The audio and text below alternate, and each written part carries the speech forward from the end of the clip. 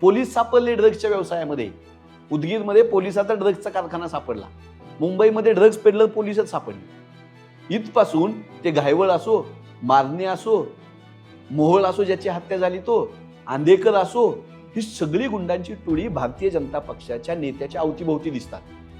या देशामधल्या सार्वभौम कायद्याला आणि सगळ्या आपल्या गोष्टींना फाट्यावर मारून तो घायवळ परदेशात पळून गेला नकली पासपोर्ट काढून. ह्याला कोण जबाबदार आहे?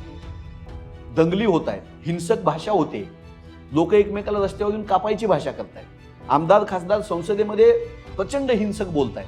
त्यामुळे हिंसेचा होता होईल तेवढा प्रसार करायचा हे मनुवादी व्यवस्थेचं आणि त्या मनुवादाला प्रमाण मानणाऱ्या RSSचं आणि RSSची जी शाखा राजकारण करते त्या BJPचं हे स्वप्न आहे.